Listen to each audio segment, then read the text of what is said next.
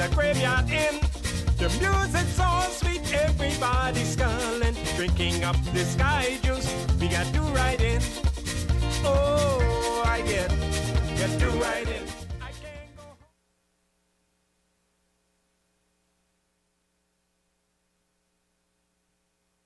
home.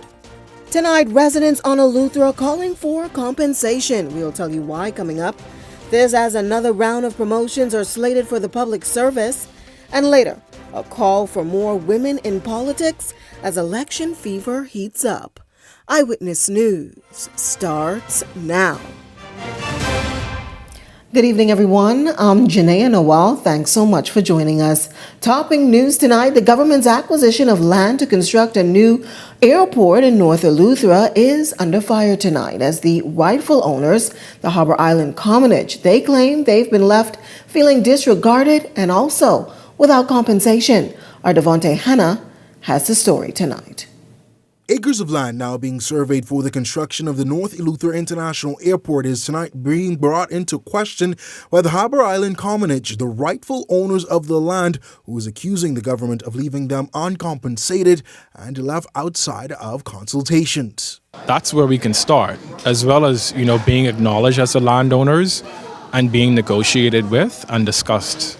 Because at this point, we have not been privy to any negotiations or discussions with the government. And it is actually pretty disrespectful. Dorlin Curtis is just one of the 2,000 commoners who can trace their lineage to the original grantees who purchased the land from Queen Victoria in 1842.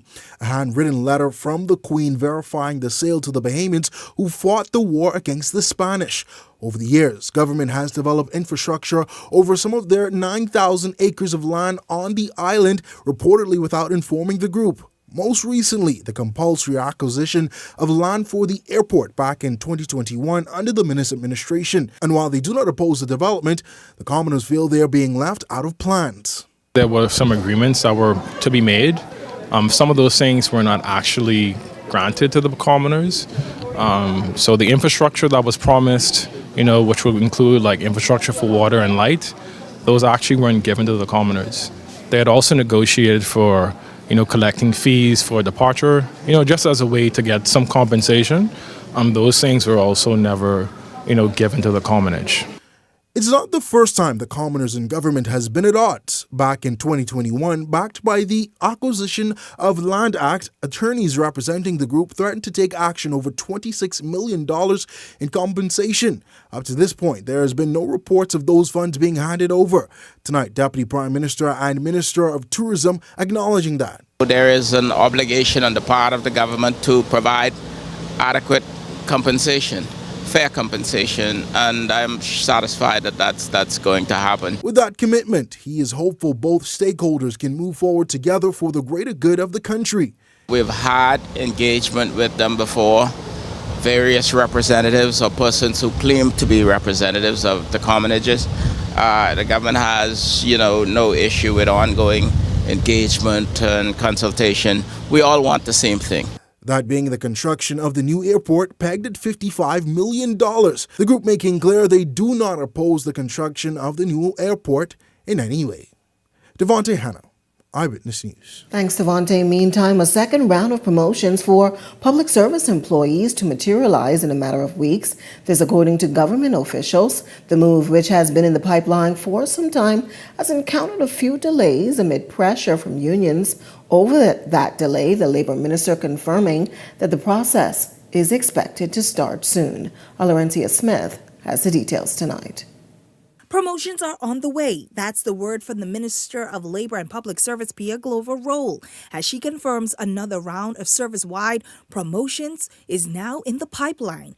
Back in 2023, the ministry launched a major exercise to tackle long overdue advancements. For all public service, we're about to embark on another service-wide promotion, which is usually done every 2 years. And over the past 10 years or so, it's not been done consistently. We're about to do an exercise that will bring our public service up to date. To date, Glover Roll says that her team has already processed thousands of promotion letters, acknowledging long-standing inconsistencies in the system. In some cases, she noted that public officers have gone as long as 20 years without a promotion. This process has been an arduous one. It's been an analog one where we're looking at paper files, where we're asking ministries to resubmit documents for their employees. Meanwhile, the minister also responded to the Trade Union of Congress President Obie Ferguson, who previously accused government of failing to uphold its end of the Memorandum of Understanding signed with the unions ahead of the 2021 general election. Glover Rule defended government's record, insisting that, for the most part, the MOU has been addressed. We will be going to public consultation, and that is the final step before we go to legal drafting. The legislative reform of our labor laws will speak to many of the points that were put forward. While the minister did not spell out exactly what those labor reforms will look like, she has said in the past government is considering changes to the Employment and Industrial Relation Acts, which include expansion of maternity, paternity, and even mental health leave. Glover Rule also defended government's relationship with the unions, maintaining that there's a strong partnership between the state and the labor force, despite Monday's protest. You can you can see that there's only a few unions that continue to agitate. For the most part, the majority of the unions in our country, their matters have been ameliorated. They continue to dialogue with us socially and in a mature way. Laurencia Smith, Eyewitness News. On to some other news tonight. Key recommendations have shaped the 2025 Junkanoo Authority bill following recent public consultation. Minister of Youth, Sports and Culture Mario Boleg says the feedback was invaluable, helping to strengthen the bill's cultural relevance and community impact. He confirmed that changes have been made to give greater recognition and support to Junkanoo stakeholders. There were many adjustments and recommendations made, not only with the persons in the room, but also by the associations and corporations from the Junkanoo and the Family Islands, which they supported 99% of it. I think it was something as relates to pension that they wanted persons to be involved with. Then I think clarity on job descriptions as it relates to the corporations. How they involvement in the management of the parades and whatever have you. But there's much more, but again, that will be publicly for you to view yourself so you can compare the first draft and the second draft. Boleg also confirming that a meeting is set within the coming days with the Junkanoo Corporation of New Providence. The 2025 Junkanoo Authority bill has sparked considerable debate since it was introduced. At one point, the JCMP even canceled all Junkanoo activities, citing concerns about how the bill could impact the upcoming Junkanoo season. Of the Bahamian people and be an industry that will stand forever. And so, even if we take this bill, which we intend to, before the year is out, it will not impact the upcoming parades because it takes time to put an authority together. You just don't go and pick people off your fingers. You got to, the authority has to come together. They have to properly plan to be able to organize itself. You have to find a physical location for them to be in, set up themselves and start preparing themselves for upcoming parades, which will probably be next year. The 26-27 parades, but it will definitely not impact these upcoming parades. Well, hours after Bahamas Teachers Union President Belinda Wilson bashed the Ministry of Education over a number of outstanding concerns, she's also giving marching orders to civil servants to dismiss individuals who she claims are going around local schools attempting to get sensitive information from those to upload on the Oracle payroll system. This as Wilson, along with other union chiefs, have voiced misgivings about the payroll system that government reportedly acquired despite not consultating with any of the relevant unions and public sector workers about the salary cycle adjustment that could ensue once the program is fully operational. Ignore the persons who are coming to complete your verification. Do not submit your information to them. As your president, Mr. Kingsley Ferguson, and we are awaiting the date, time, and venue for a meeting with the financial secretary, with representatives of the Ministry of the Public Service, the Ministry of Finance, and the Ministry of Education, so that they will be able to properly and adequately answer the questions that we've asked about the safety of your data, who will have access to your information, and much, much more. Wilson also addressing reports that those who reject the system could face the consequences in their pay, claims she's not taking lightly.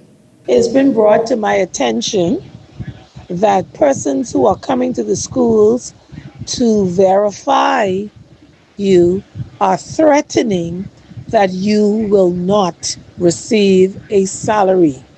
Well, I am saying to you today, Tuesday, September the 2nd, 2025, if one person's salary is cut or coded because you did not verify on the Oracle or with the verification team, if 1 cent is taken from your salary, I'm putting you on notice now that we will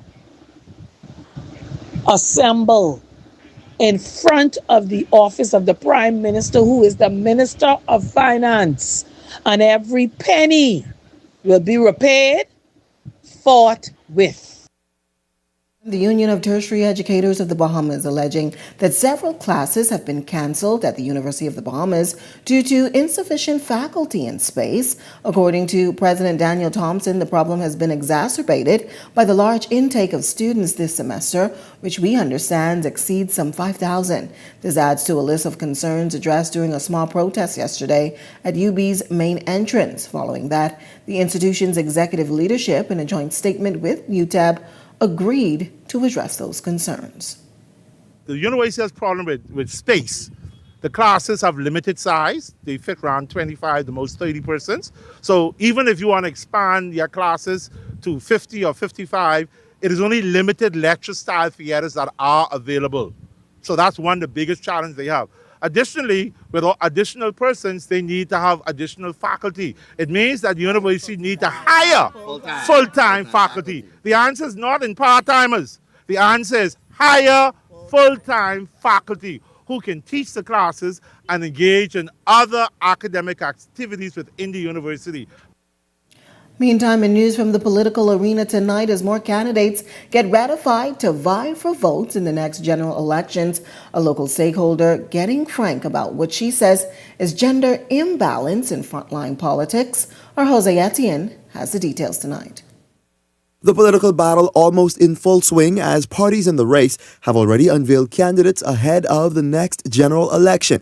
And all eyes are set on the governing Progressive Liberal Party to see who will be ratified. But women's rights activist Rodesta Moore is making this demand: a more gender-balanced political landscape. That we need more women, and we don't need tokens. We don't need women just put there because of the sake of women. Beyond boosting the number of female representation, Moore says officials must ensure that there's a likelihood for them to land in parliament after the polls are closed. I recommend that we do a quota. So say if we do a quota for 40% women, we know that if the F&M runs 40%, the PLP runs 40%, it doesn't matter. You could put a woman against a woman. But if you have a small quota, you have 7 women, 5 women, 6 women, and you put that woman against another woman, it doesn't make any sense.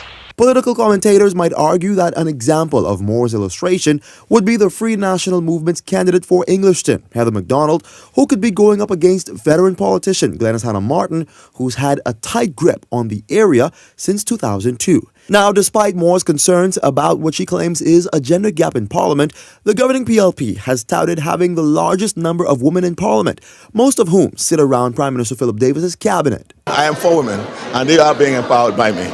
But Moore says they're not moving the needle on issues deeply affecting women and children. I'm still not satisfied. It's not enough. I'm not seeing and some people talk about, 40% is a little high. But if you're serious about women, running women, and serious about changing the status quo and what's happening, I think you need to do more. Meanwhile, the FNM has already ratified 9 women aspiring to enter frontline politics, and the Coalition of Independents with 16 women candidates as part of its slate. The jury is still out for the women who will receive the governing party's nod. Jose Etienne, Eyewitness News. Well, Podesta Moore is also voicing deep concern days after Social Services Minister Miles LaRota revealed that 2 children ages 6 and 9 were allegedly starved by their father and found rummaging from a dumpster, have been placed in protective custody and also enrolled in school. Now, the 39-year-old father was arraigned in July on 2 counts of child cruelty after authorities allegedly found the children wandering the streets and eating from garbage bins, the alleged neglect occurring in October of last year. The local activist says the incident should sound the alarm of the plight of many struggling families in the country. People are struggling, suffering. Men who are raising their families are finding it hard to survive. Women who are single mothers are finding it. And if they don't have the resources and things are there, and I don't think it's intended for a parent to know that their children are eating out of the dumpster, but if they're out trying to hustle and make a living and their children have to be unsupervised at home, you're going to have situations like that. I don't think any parent knew or supported their child going to a dumpster. So we have to make sure that the families are given the opportunities or the avenues that families can come forward and say, hey, I'm really struggling. Can you help me? And have meaningful help. The government is so focused on the development and all these other things that's big for the country, but they're not looking at the core issues that affects families on a daily basis. Food is one of the main things. You have the food banks, you have the Hands for Hunger, you have all of these different groups.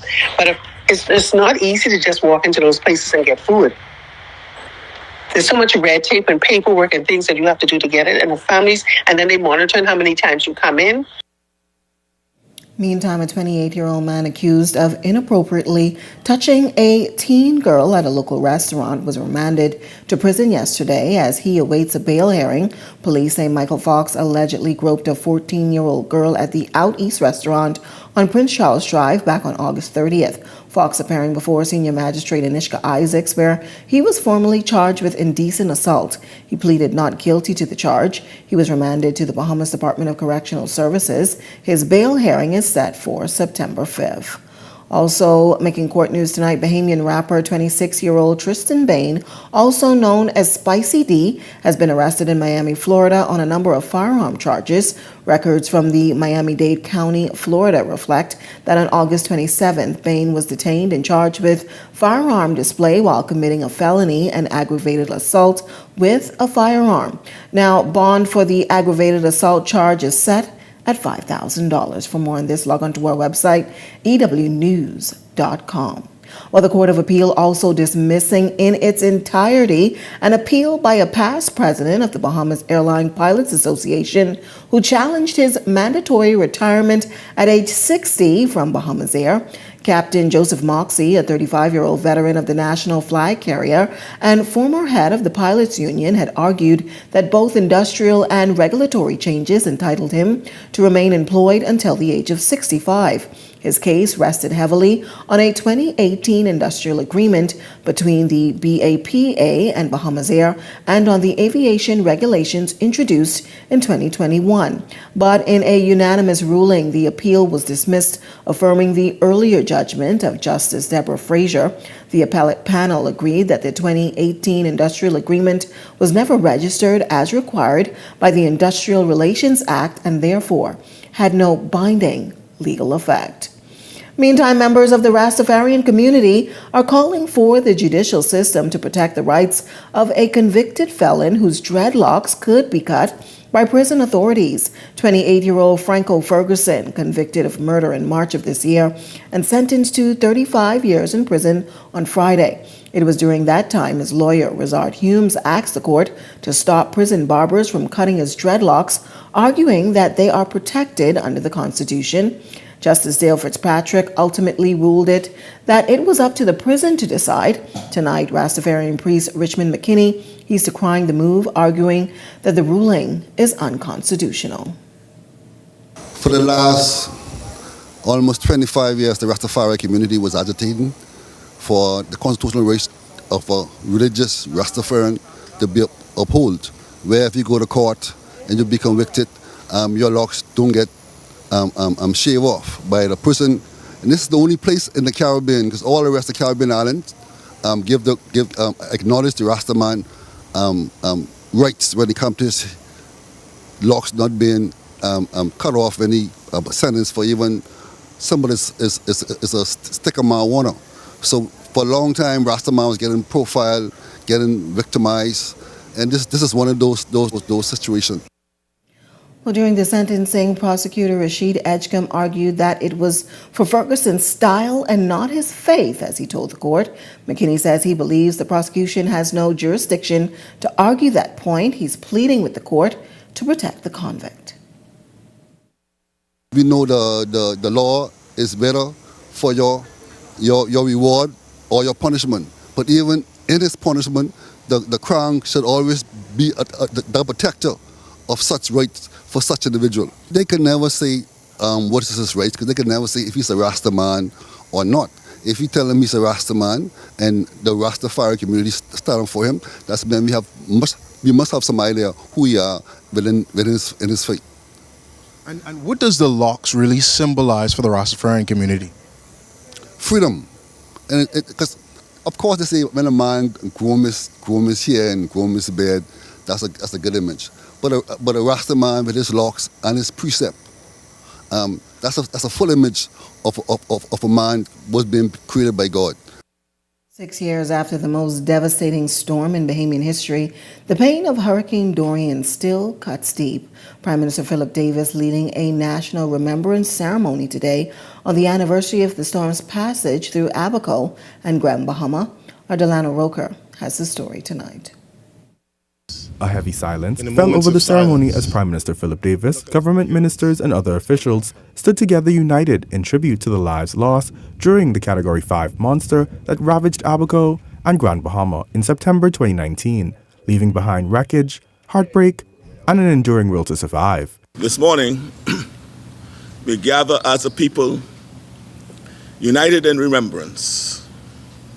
6 years ago, Hurricane Dorian swept through our islands with a force unmatched in our lifetime. It left behind grief. It left behind destruction. It left behind memories that continue to weigh on our hearts.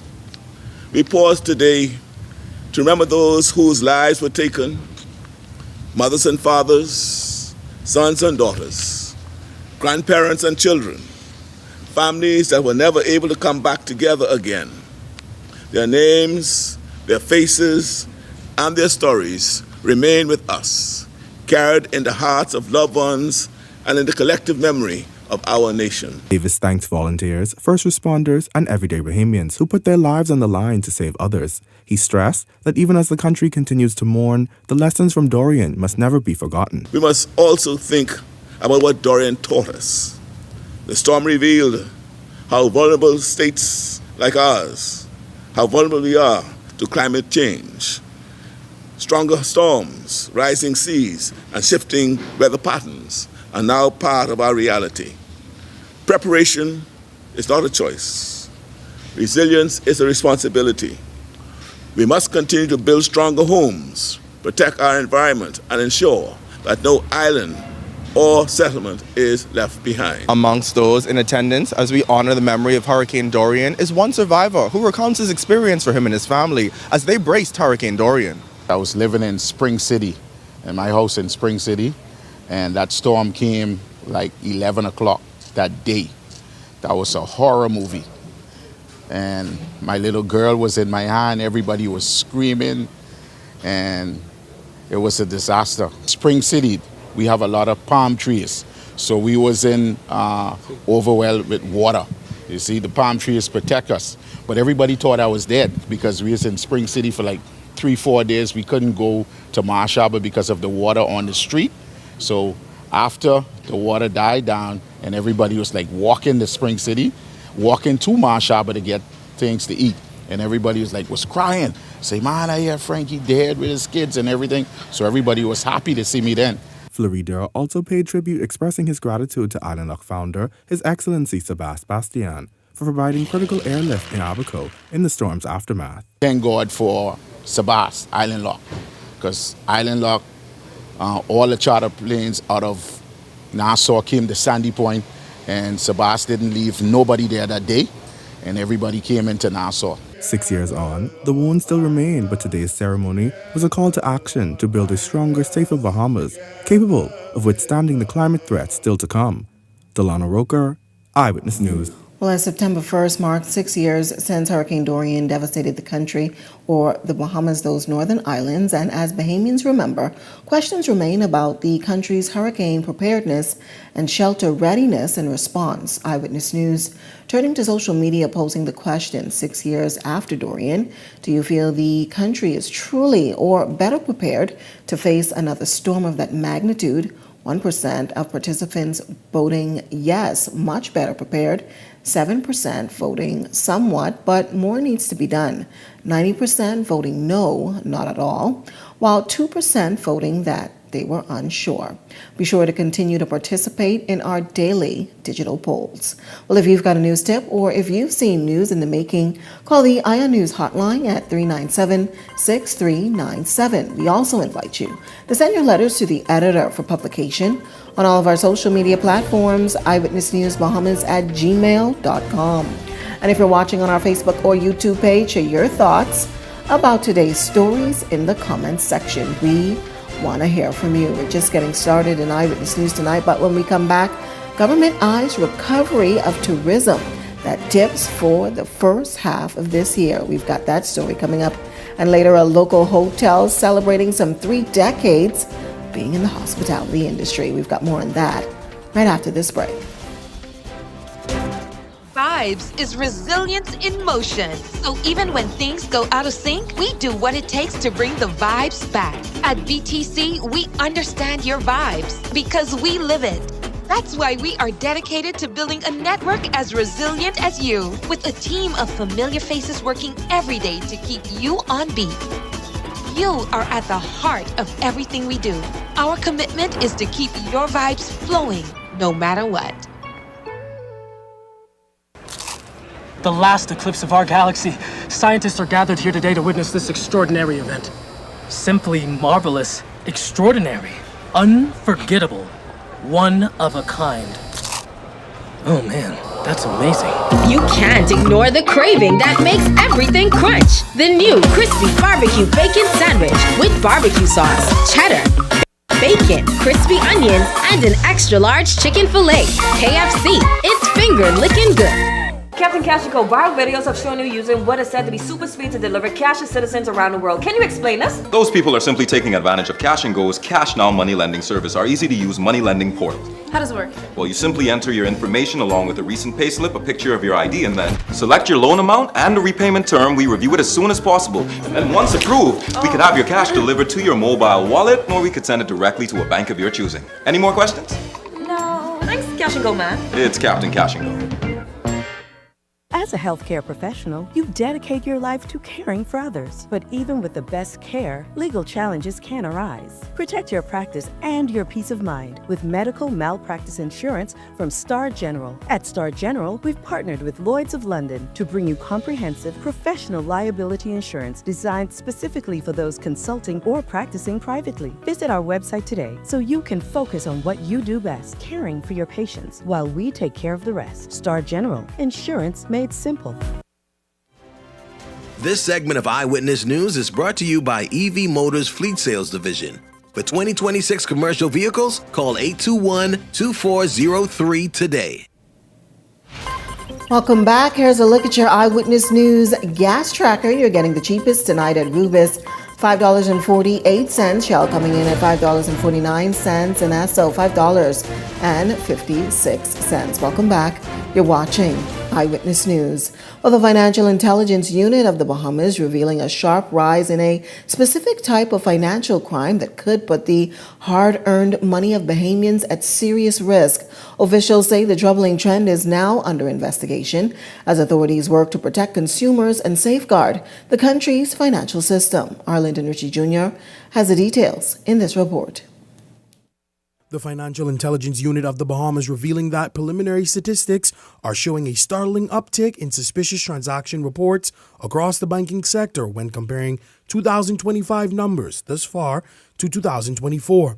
Emerick Seymour, director of the FIU, telling media that through their initial analytic measures and protocols, the record is reflective that financial crimes such as money laundering and fraud continues to be a huge threat to the Bahamian public. It speaks to the fact that a lot is happening out there, and so we're doing our best to analyze the information and make it a further determination as to where it goes.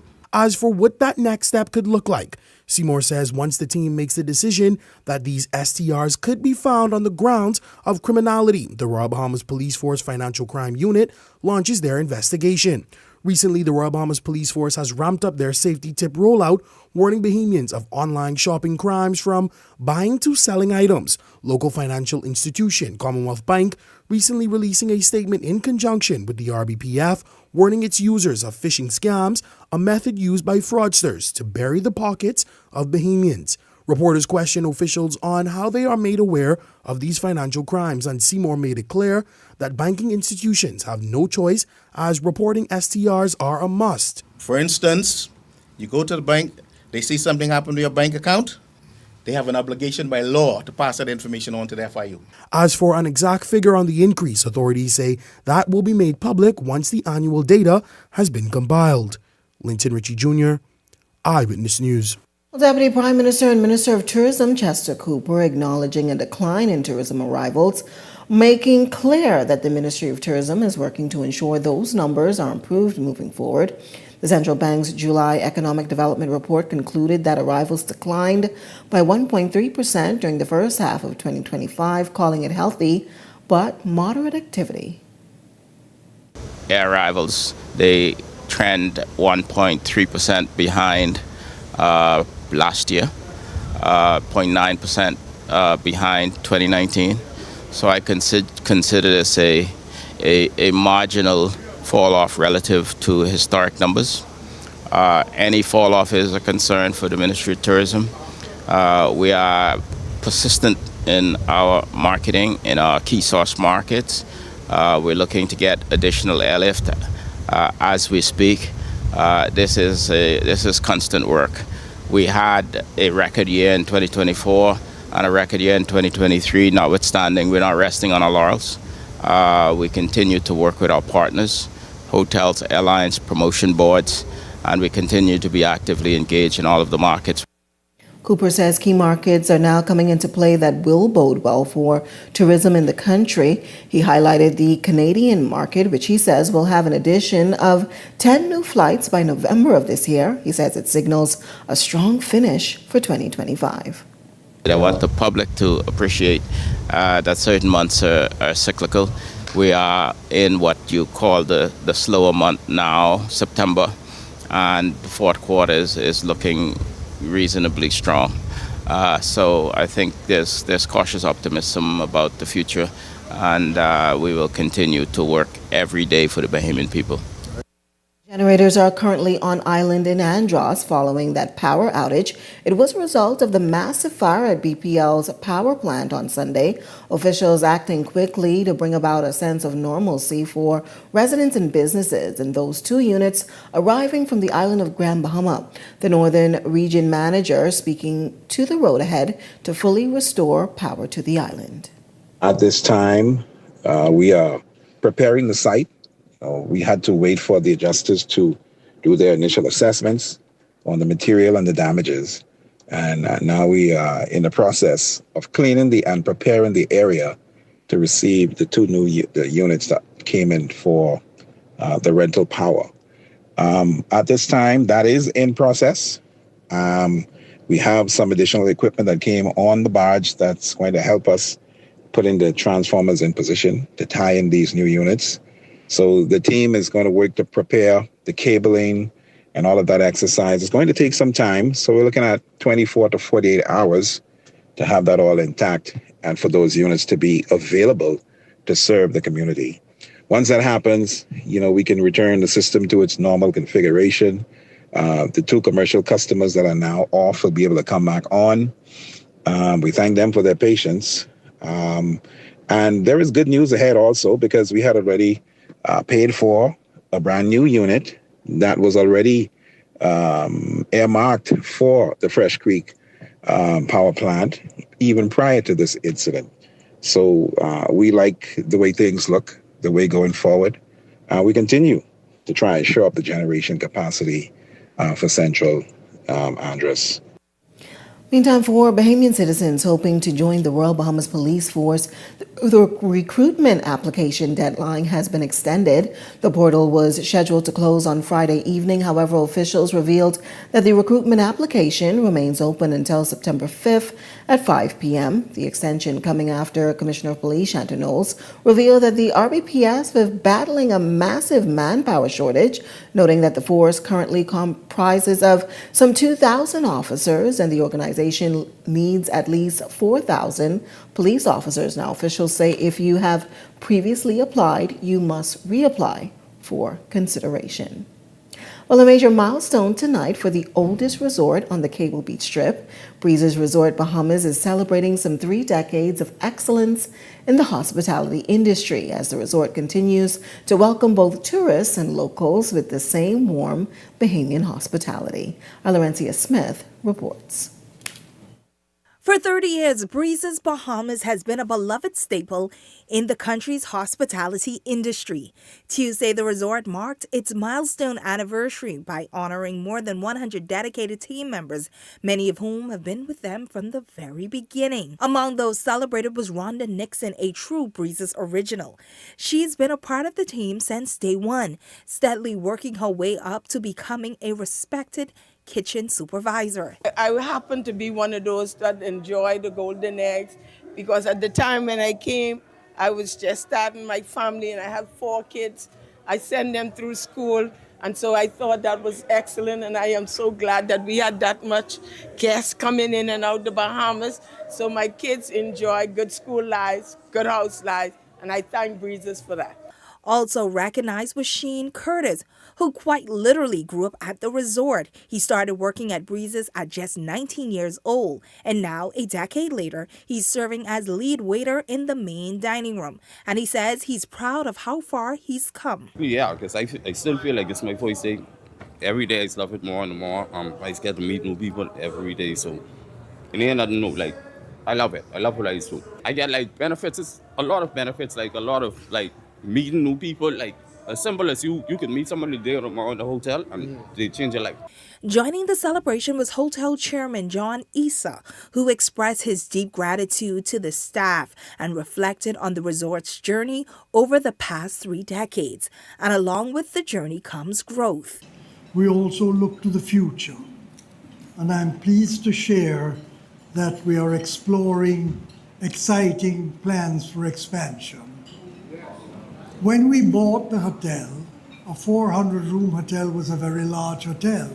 We're now a boutique hotel by today's standards. Throughout the years, the hotel has showcased its hospitality to locals, opening its doors during the hurricane and even serving as a quarantine hub at the height of the COVID-19 pandemic. And more recently, also doubling as an athlete village, accommodating thousands of competitors. The nation leader, Prime Minister Philip Davis, along with his cabinet, celebrated with Issa and the nearly 350 staff members. You stayed faithful to your work, faithful to your colleagues, faithful to your guests, and faithful to the values that have built our hospitality industry. Ambassadors who make me proud to be a Bahamian, particularly when I travel the world and they speak of the Bahamian people, the Bahamian workers, particularly in the hospitality industry. Thank you for proving that the strength of our nation lies in its people. As Breezes celebrate its legacy, it's clear that the heart of the resort lies with the people who helped shape it year after year. Laurencia Smith, Eyewitness News. Still to come in Eyewitness News tonight, a Bahamian beauty queen being named Miss Teen International World following a highly contested pageant. We've got the details coming up. But first, here's a check on tonight's weather forecast.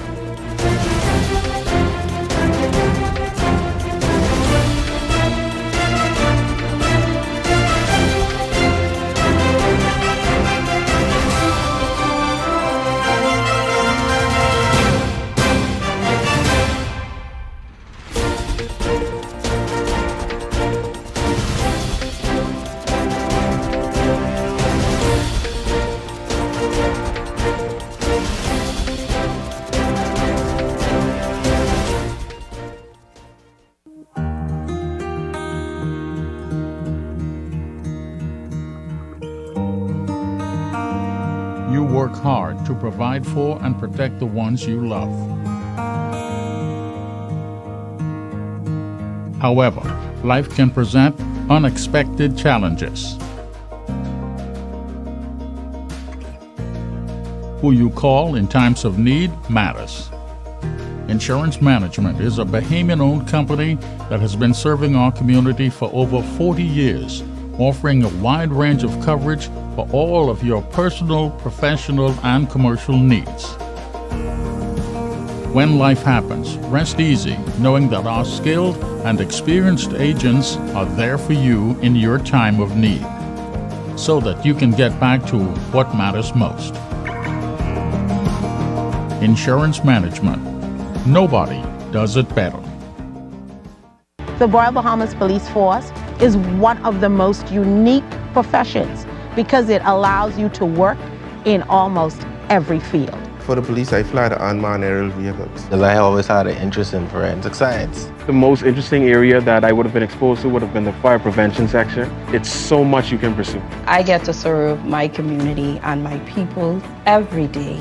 Log on to our webpage. There's information about the recruitment process and all of our various departments. Edenwell has expanded their testing menu. We now offer blood work, drug screening, and so much more. Our hours of operation are Monday to Friday, 7 a.m. to 5 p.m., and Saturday, 8 a.m. to 1 p.m., located on 11 Madeira Street. We are here for all of your laboratory needs, with fast and reliable lab work done by our friendly and knowledgeable staff. Let us help you take the needed steps to stay in the know about your health. Let's keep working towards a healthier you. Stay Eden well.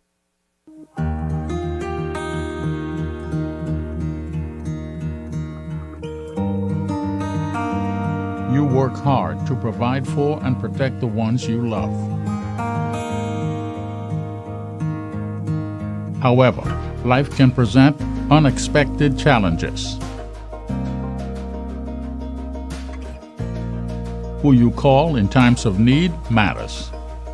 Insurance Management is a Bahamian-owned company that has been serving our community for over 40 years, offering a wide range of coverage for all of your personal, professional, and commercial needs. When life happens, rest easy knowing that our skilled and experienced agents are there for you in your time of need, so that you can get back to what matters most. Insurance Management. Nobody does it better. You're watching Eyewitness News. Welcome back. Well, the Bahamas continuing to make big waves in the international pageantry circuit. On Sunday night, 17-year-old Tenario Storr, Miss Teen Bahamas International Top Model and Miss Teen International World Bahamas, took the international stage by storm, capturing the hearts of judges to become the new Miss Teen International World. Storr in the end beat out countries like the United States and Uruguay to capture the title. Like previous title holders, she will have the opportunity, like walking at New York Fashion Week, billboards in major international hubs like Times Square, and appearances at other international events. Now, she expressed her excitement after receiving the international crown. We're on the map for pageantry! When I got here, I know I was coming with a plan. I know I was coming to bring it back home, so I did exactly that. The rehearsals was very memorable. All the emotions, all the attitudes clashed in one was a lot. I want to say thank you to my amazing committee, my amazing family and friends, especially my mommy and my dad, Miss Mona, Mr. Clint, Miss Tia, Mr. Gerard, everybody, thank you. I thought she did a spectacular job. There was no denying that she was being crowned tonight. Tenario went up there, she killed it, she gave personality, she gave the judges exactly what I felt they were looking for, and she gave us so much more. So I'm so incredibly proud of her, and I know she will have a very great reign.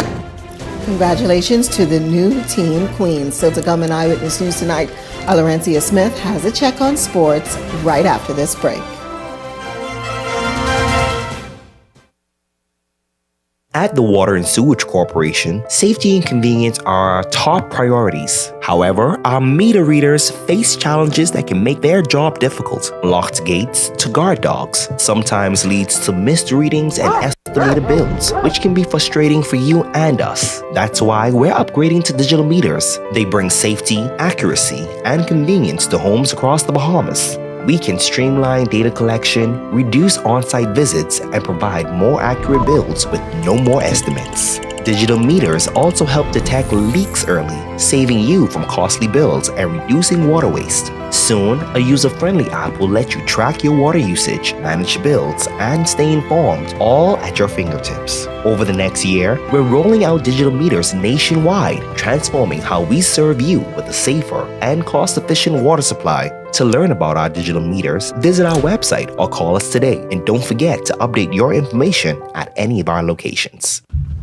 Stop, man, stop. Boy, it's hot today, boy. Boy. You see that? Mm-hmm. That's snowing.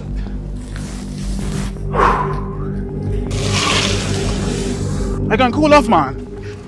Where you going? Get back here. Don't go in there. I get inside there. I can cook whatever you want tonight. Where you going? You gonna do what?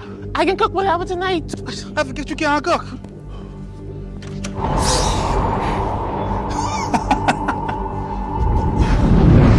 Step out the heat and enter Skypole. Expert installation, cool comfort, and reliable service. Brought to you by Discount AC and Supplies. Your one-stop shop for top-tier AC units. Welcome to Paradise Premium Foods, where exceptional taste meets everyday convenience. Right in the heart of Hurricane Hole Plaza, whether you're planning a beachside brunch, an intimate dinner, or simply restocking your favorites, we offer only the finest selection of local and imported goods, handpicked for quality, freshness, and flavor. At Paradise Premium Foods, shopping is effortless, service is personal, and every visit feels like a treat. From gourmet meals to go to organic essentials and indulgent treats, this is your neighborhood market elevated. Live well, eat better. Discover Paradise Premium Foods, now open at Hurricane Hole Plaza, Paradise Island. Paradise Premium Foods. Taste the difference.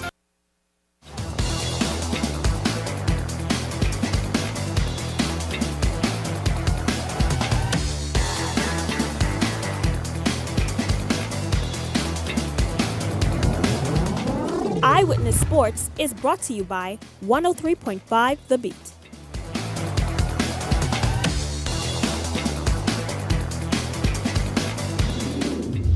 Welcome to another edition of Eyewitness Sports. I'm Laurencia Smith. Thanks for joining us. Kicking things off in sports tonight, we're on the tennis court. Tensions are rising within the tennis community as the Bahamas Lawn Tennis Association prepares for its September 13th election. Marvin Roll, who is seeking the presidency, joined tennis parents and association members recently for a press conference over at the National Tennis Center to air their grievances within the current administration. Among their concerns, a lack of transparency, fairness in the upcoming elections, ongoing leadership disputes, and what they call a failure to honor a Court of Appeal ruling. These elections are compromised and cannot be considered fair, credible, or lawful. First, the Court of Appeal judgment was ignored. On July 22, 2025, the Court of Appeal of the Bahamas delivered a clear ruling against the BLTA and its officers. The court found the association acted unlawfully and unconstitutionally by blocking members from registering and renewing their memberships ahead of January 2022 elections. For the past 5 years, the BLTA has failed to issue any notice regarding the regularization of memberships.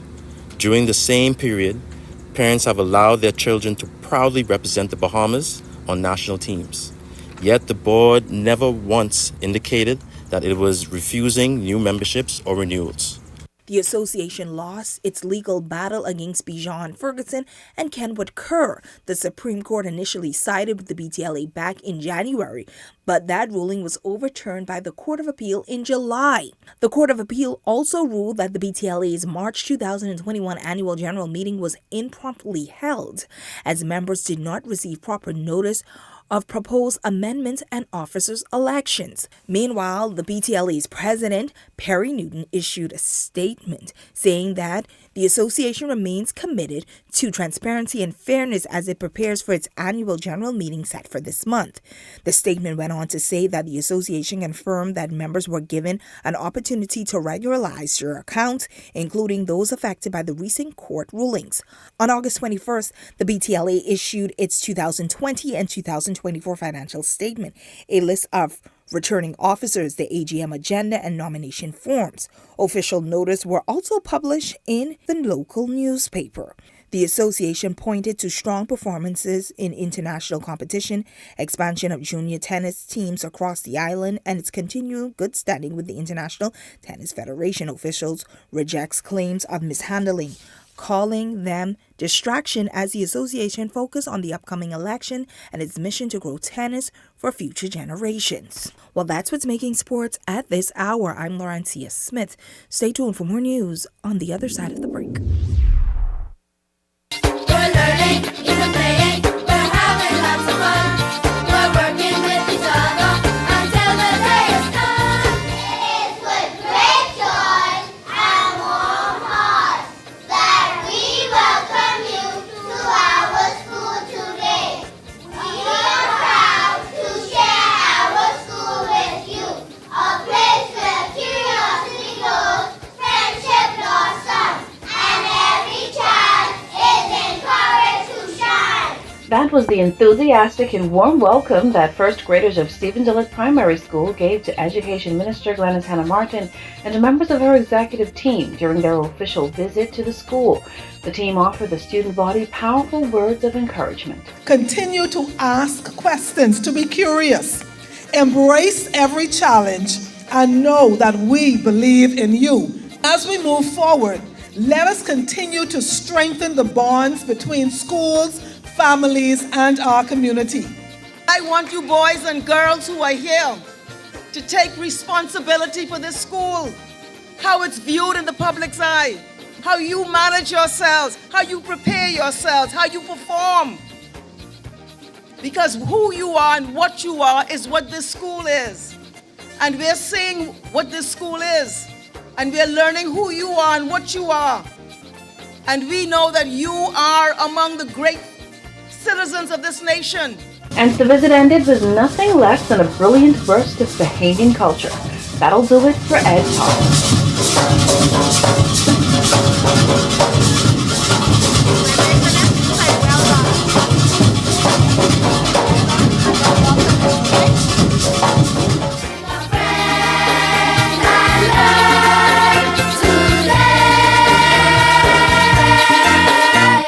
This year marks a milestone. The OWN Foundation is celebrating 10 years of impact, innovation, and inspiration. Join us for OWN Talks, September 12th at the Atlantis Resort, Paradise Island at 7 p.m. for a transformative experience under the theme, Activate. Taking the stage are world-renowned leaders and visionaries. Sebastian Bastian, visionary entrepreneur, philanthropist, and CEO of Island Luck and Weiss Technology Group. Barbara Corcoran, legendary real estate mogul, entrepreneur, investor, and star of Shark Tank. Vusi Tembekwayo, global business strategist, venture capitalist, and one of Africa's most influential thought leaders. Be part of this unforgettable evening as the OWN Foundation celebrates a decade of purpose and progress. And together, we activate the future.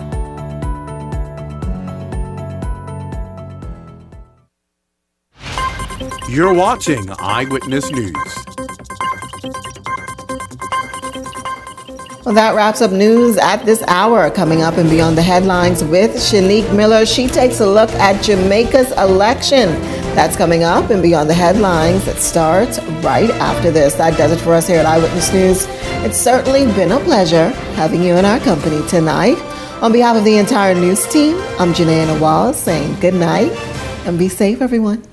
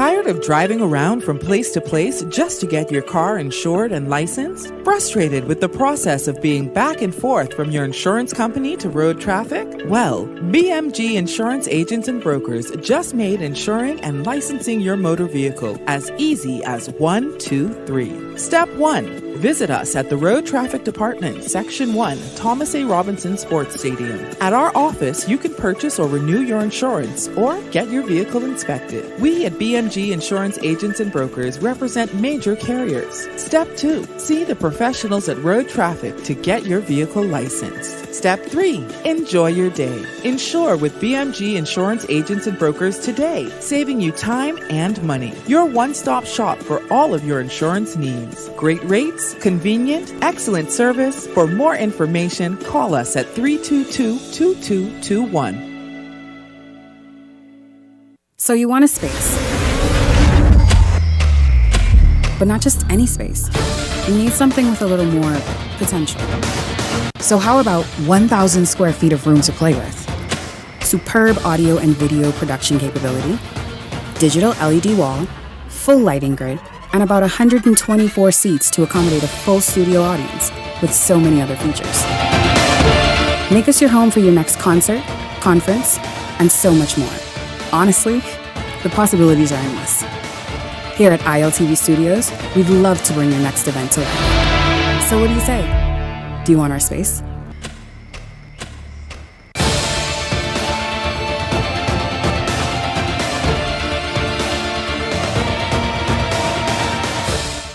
Edenwell has expanded their testing menu. We now offer blood work, drug screening, and so much more. Our hours of operation are Monday to Friday, 7 a.m. to 5 p.m., and Saturday, 8 a.m. to 1 p.m., located on 11 Madera Street. We are here for all of your laboratory needs, with fast and reliable lab work done by our friendly and knowledgeable staff. Let us help you take the needed steps to stay in the know about your health. Let's keep working towards a healthier you. Stay Eden well.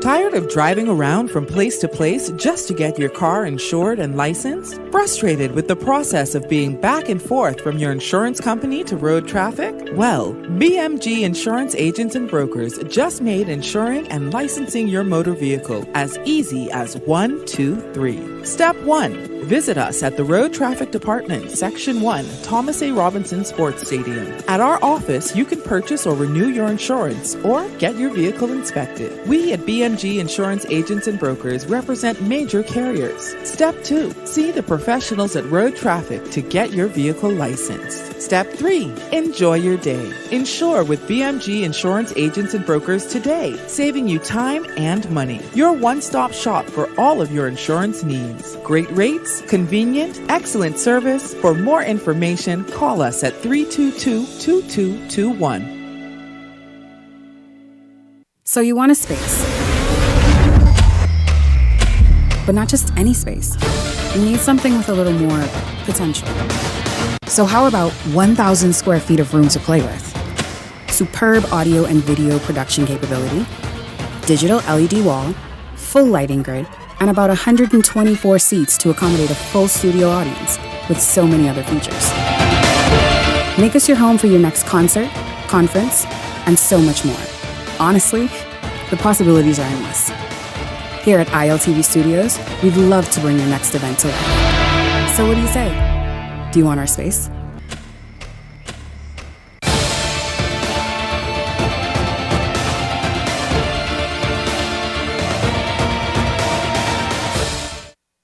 Well has expanded their testing menu. We now offer blood work, drug screening, and so much more. Our hours of operation are Monday to Friday, 7 a.m. to 5 p.m., and Saturday, 8 a.m. to 1 p.m., located on 11 Madeira Street. We are here for all of your laboratory needs, with fast and reliable lab work done by our friendly and knowledgeable staff. Let us help you take the needed steps to stay in the know about your health. Let's keep working towards a healthier you. Stay eatin' well.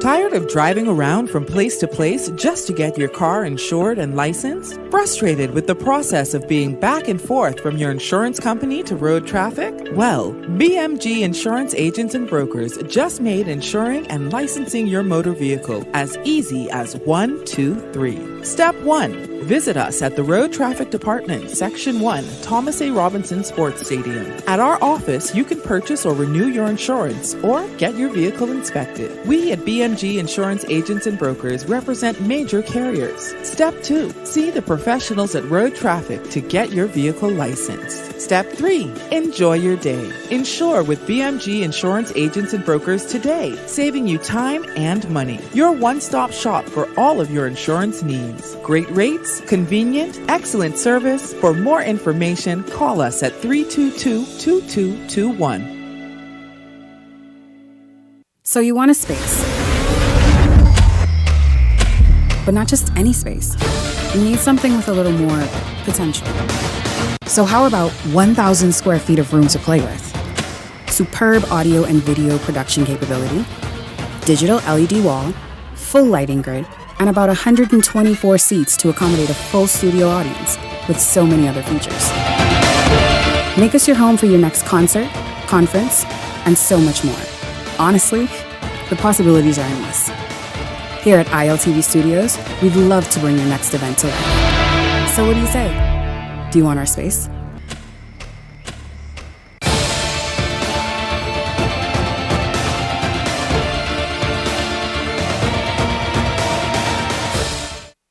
Well has expanded their testing menu. We now offer blood work, drug screening, and so much more. Our hours of operation are Monday to Friday, 7 a.m. to 5 p.m., and Saturday, 8 a.m. to 1 p.m., located on 11 Madeira Street. We are here for all of your laboratory needs, with fast and reliable lab work done by our friendly and knowledgeable staff. Let us help you take the needed steps to stay in the know about your health. Let's keep working towards a healthier you. Stay eatin' well.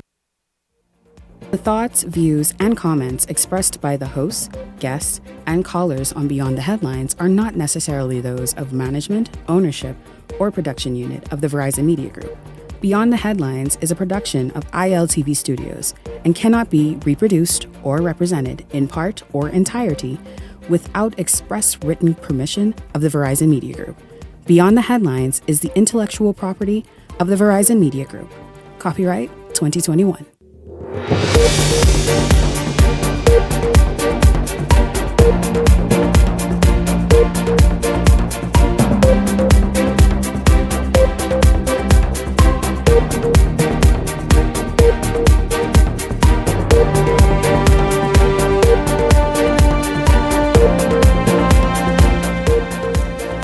Coming up tonight, one of the hottest political races in the region. Jamaicans go to the polls tomorrow to either re-elect Andrew Holness and the JLP or vote in the PNP and Mark Golding. I have representatives from both organizations joining me this evening, live from Jamaica. Also tonight, the president of the Bahamas Taxi Cab Union attacks me, saying I'm a very irresponsible talk show host. That's right.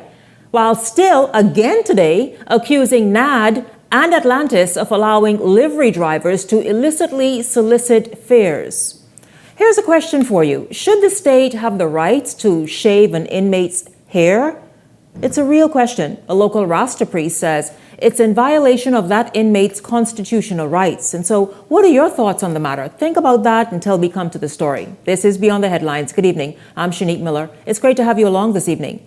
More than 2 million Jamaicans will go to the polls just hours from now to vote for a new government. The JLP is seeking to be re-elected, while the PNP is hoping to secure the majority vote. This election campaign has been trending everywhere, with Bahamians in and out of Jamaica paying attention to every move on the campaign trail. Tonight, Beyond the Headlines is happy to speak with some of the youth leaders of both political organizations. And so, of course, I'm very happy to welcome them. Welcome to Beyond the Headlines, Connor England, who represents the JLP. He is a member of the university group and the PR machinery of the JLP. Also joining us this evening is Deville Grant. Deville is the General Secretary of the Patriots, the PNP's Young Professionals arm. And so good evening to both of you. Welcome to Beyond the Headlines, gentlemen. Thank you very much for joining me. I see one of you here, so hopefully the other person gets back in. Please introduce yourself to us and we will get started. Hi, good afternoon, or good evening rather. My name is Connor England. I am a member of Young Jamaica, which is the youth arm of the Jamaica Labour Party. And as you said, I am a part of the Jamaica Labour Party's public relations machinery that has been very much ongoing in this recent political election. Well, Connor, let's pick it up right there. Your public relations in the JLP has been, stellar. I think that the political campaigns that have been run in this election season in Jamaica have set a new standard for the region. What went into the JLP's social media game? Well, thank you for the commendations. You know, we've been working very hard to craft an image that appeals to the Jamaican people. We're trying to create an image that shows the Jamaican people that we are listening to them, that we are caring for their needs, and that we are trying to elucidate to them why we should return to government so that we can better the country. You know, one of the catchphrases that we're using is doing more for you. It's a social media campaign that we have in place. And what we're saying is that this government has went tooth and limb, has gone through extraordinary measures in an attempt to make sure that the Jamaican people can develop and can have a chance of upliftment like they would not have had before previously. So that's where the doing more for you comes from. Yes. Now, both political parties campaigned throughout the country. I watched a significant amount of those rallies and the mobile campaigning myself, and both parties making their best pitch in order to win tomorrow. As you both, and of course we're expecting Deville to join us any minute now. He is also a part of this discussion. He represents the PNP. As you both are the youth arm of your organizations, I want to kind of just zero in on that aspect. In terms of, let's focus on what a win from either the JLP or the PNP means for first-time voters and the young voter like yourself. Connor, let's talk about the youth vote and how important it is for a win tomorrow. Right. Well, the youth vote is very important in Jamaica because Jamaica is a country that, if you look at our demographics, it's a very young country in terms of the age. You know, a lot of the people that are coming in to vote now that are registered are newly, voting of age. They've just come of age to vote. So I believe it's very important, and the Jamaica Labour Party has made a very distinct effort to try and pivot and cater to the youth audience. You know, we've always been the party that has tried to facilitate youth as much as possible. You know, we were the people that instituted all of these other youth organizations that cooperate with government, that give suggestions to government, so that we can have a holistic approach into our policy development and things like that.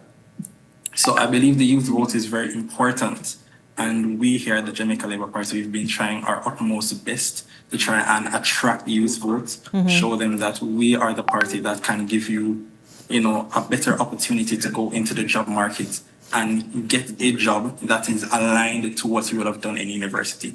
That's a problem that we have had recently, where a lot of people are doing these degrees and they're saying, how comes they're not able to get a job? We have several things lined up in our plans and in our manifestos that directly correlate and talk to how we'll be able to facilitate you going in from university, coming out of university, and matriculating into the workforce. So this and is other where things that are very important. This is where your role comes in, because you are part of the university group. I was discussing in the newsroom earlier this evening, asking about do any of our political organizations have a youth group, a university group rather, and we couldn't necessarily put our finger on it, but it's quite intentional then by the JLP to have this youth university group.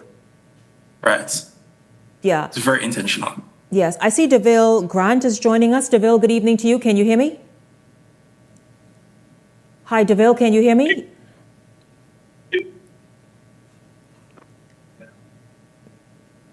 DeVille is having some technical issues there. The connection, maybe where he is. If my team can please get him in, we would love to be able to hear from him. Hi, DeVille, can you hear me?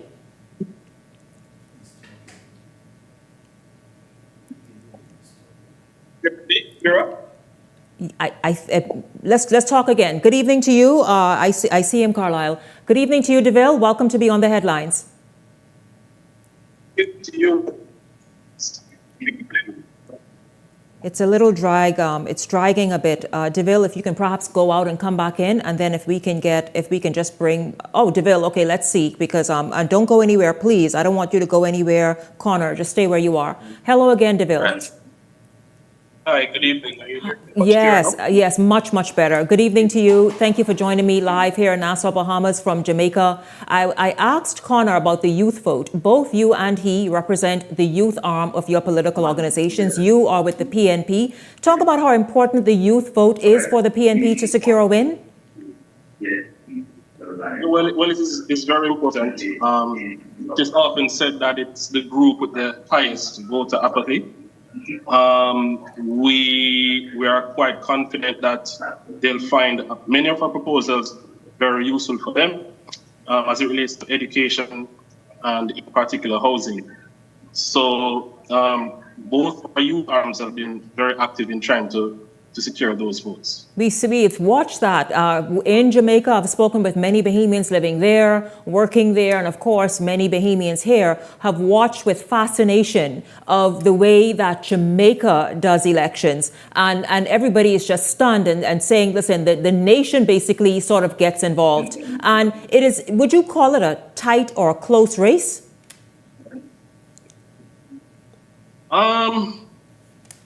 When you cross the island, as I've been doing, it doesn't seem like a close race, but we're not taking anything for granted.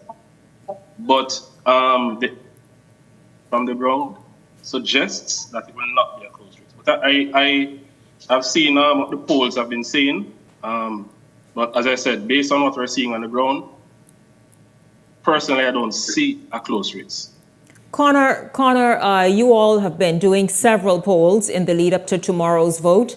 You heard DeVille a minute ago just refer to the polls and saying this, and the polls are, obviously he's speaking of the polls showing that the PNP is favored. What are the polls saying for the JLP? Right, well, I mean, a lot of the polls that we have in Jamaica have been giving very differing results, if we're going to be very honest with you. Some of them do indicate that the PNP are in the lead, but some of them also indicate that the JLP is in the lead.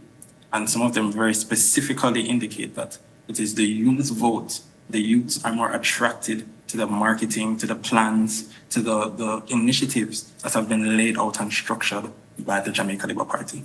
Let's talk about improvements in terms of opportunities for young people and even more mature people who are seeking perhaps other and additional opportunities by the Holness administration. He's seeking an historic third term. Let's talk about what he's done that will convince the people tomorrow to vote in his favor. Right. Well, with regards to education, the government, this Andrew Holness-led JLP government has done a lot to ensure that young Jamaicans have the opportunity to go and gain any kind of skilled, technical, vocational work that they want to do, basically free of cost up to an associate level. So that's going out of university, not going out of high school, heading into university level. We have a industry-based organization in Jamaica called the Heart Trust NSTA. It's basically an organization that's aimed at providing vocational training to anybody that wants to do anything with regards to electricity, cooking, haberdashery work, textiles, manufacturing, you name it, it's being covered. It's a very holistic entity. And what we've done is that we have not only made it free for people to go, but we're actually paying people stipends to actually go and learn and to receive some kind of certification that will enable them to go into the working economy. Yes. And we're giving them stipends not only for them to go to, not only for them to have transport to go, but also for them to sit in the class and learn. And not only that, when they graduate or when they receive their certification, we have a system in place where they can receive funding for their trade. So if it is that they're going to be doing crafts work or some kind of electrical work, they can get a stipend of up to $300,000 for them to procure any of the goods that they need for their trade, free of cost, basically given to them by the government. And that's just Heart Trust NSTA. We could talk about all the other things and all the other scholarships that have been introduced by the party towards students that are in technological spaces at the varying universities across the island. Connor, what does another 5-year term mean under Andrew Holness mean for Jamaica, you think? Well, another 5 years would be very good for the economic and social standing of our country if we're going to be very objective with the path and the trajectory that the government is currently going on.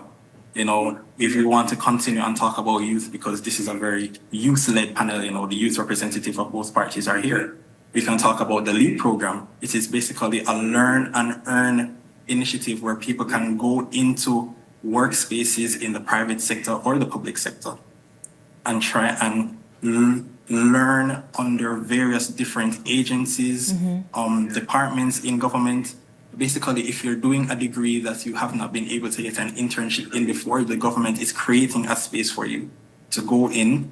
You can learn from a person that is probably a manager, a director at that firm or agency, and then you're being paid to do so as well, a stipend that is non-taxed as well. Yes. And I believe that is very important for youth going forward. And if we're going to talk about the economics of the country, the country has done so well economically to recover from a horrendous debt to GDP ratio that we previously had, where the government was basically constrained in their spending, and they wouldn't be able to get loans because of how bad our spending practices were. But we basically reverted that 360, and we're now the IMF's model globally on how an economy can recover from such detrimental practices. Well, that's quite impressive.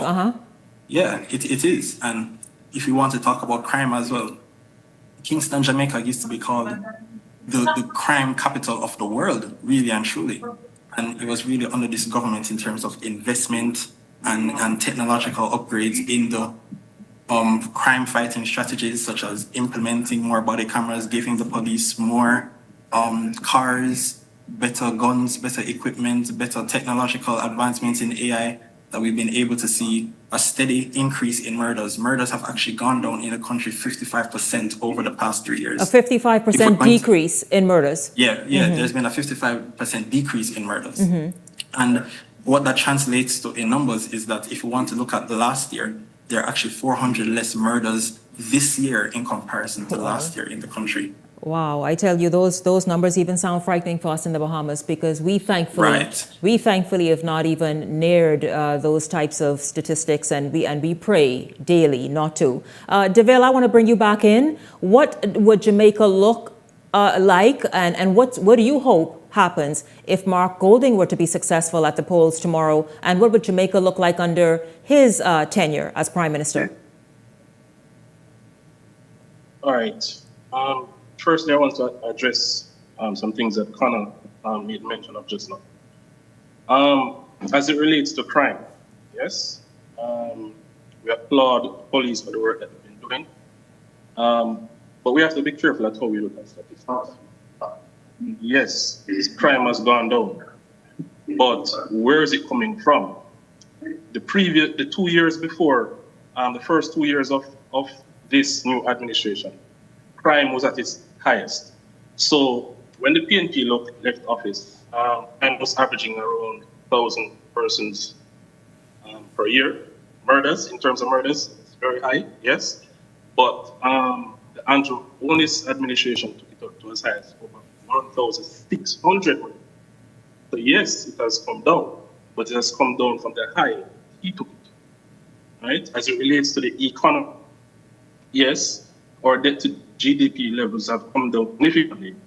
But we also have to mention that in 2014, it was the PNP who passed legislation to put those laws in place to ensure that spending is capped at a certain percentage of GDP in order to get us to the 60% margin that we are projected to reach by the end of this fiscal year. So yes, things are looking good in terms of the macroeconomics, but on the ground, the average man will tell you that he's not feeling it, right? That's quite important, DeVille. In any nation, that the people feel the turnaround that's happening in the economy and the boost that's taking place, that the people actually feel it. Right. The persons who are doing well, right, are those who are connected and those who are rich. The greatest level of apathy exists within the youth, right?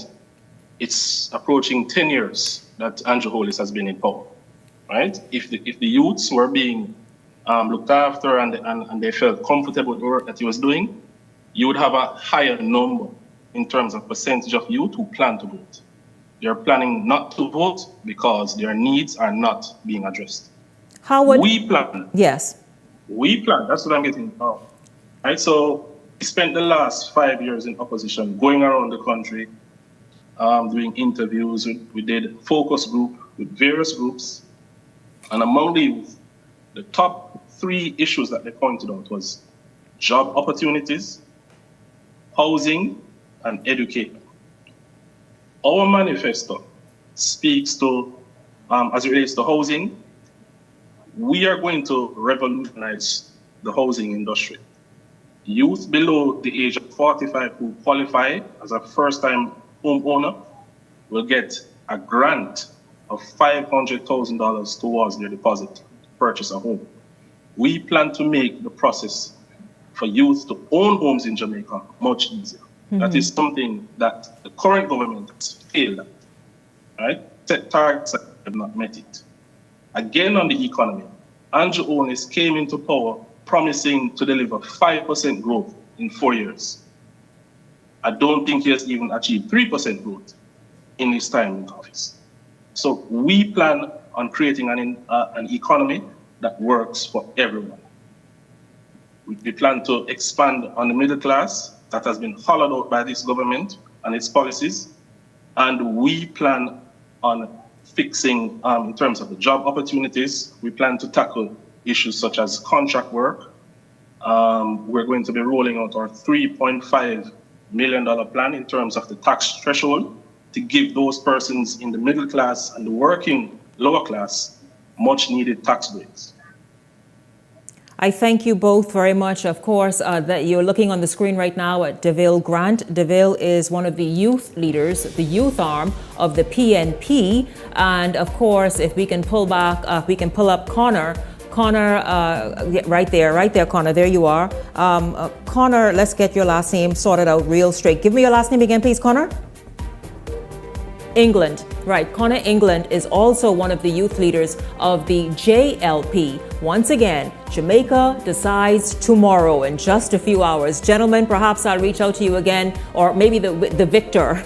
I'll reach out and say, hey, come back and let's talk about what you thought gave your organization the edge over the next. But I thank you both very much joining me live from Jamaica this evening. And of course, we will continue to watch as you all go to the polls tomorrow and see what the outcome is. Thank you once again. Have a wonderful evening. Beyond the headlines. When we come back, the Hot Topics panel joins me and they are going to weigh in a little bit about that, but we have so much more to get to, so much more. For example, what is happening between the taxi union and the Livery Drivers Association or union, and how did I get in the middle of it all? We'll talk about that when we come back after this break. Cancer Treatment Centers of America, creating one of the leading cancer care and research networks from coast to coast, providing more of what you need. More locations means more care closer to home. More specialists means more expertise. More research means more breakthroughs. More advancements means more treatment options. And more options means more hope. Call now to get more of the care you need.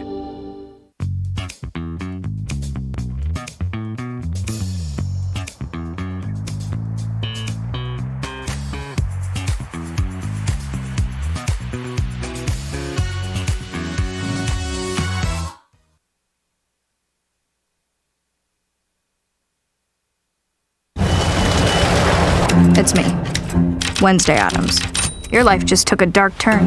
I regret to inform you that I have devised the meal of misfortune with Wendy's. It's pure torture for your taste buds, with 4 nightmarish dips of dread. Don't waste my time asking which ones you'll get. You must surrender to your fate. Enjoy the anguish.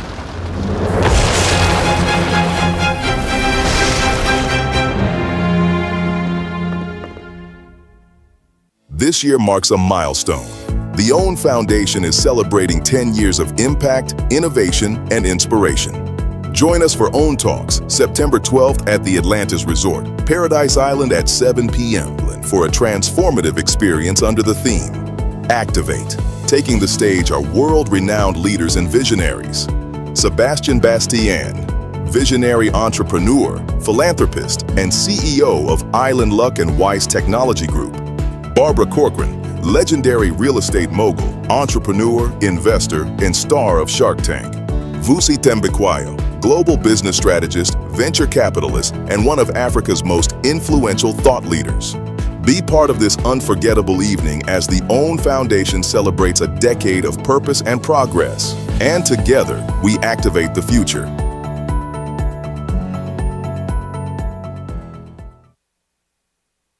Edenwell has expanded their testing menu. We now offer blood work, drug screening, and so much more. Our hours of operation are Monday to Friday, 7 a.m. to 5 p.m., and Saturday, 8 a.m. to 1 p.m., located on 11 Madera Street. We are here for all of your laboratory needs, with fast and reliable lab work done by our friendly and knowledgeable staff. Let us help you take the needed steps to stay in the know about your health. Let's keep working towards a healthier you. Stay Eden well.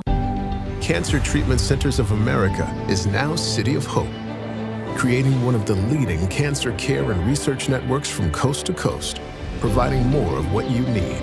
More locations means more care closer to home. More specialists means more expertise. More research means more breakthroughs. More advancements means more treatment options.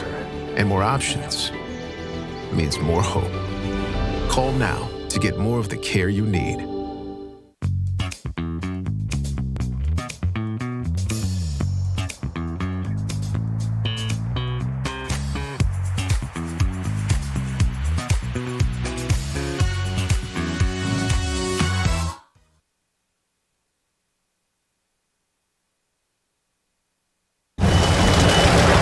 It's me, Wednesday Addams.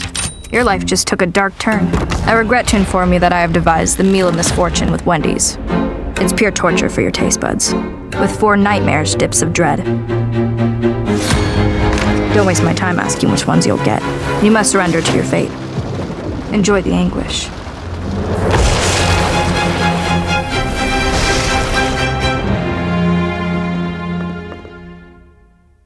This year marks a milestone. The OWN Foundation is celebrating 10 years of impact, innovation, and inspiration. Join us for OWN Talks, September 12th at the Atlantis Resort, Paradise Island at 7 p.m. for a transformative experience under the theme, Activate. Taking the stage are world-renowned leaders and visionaries.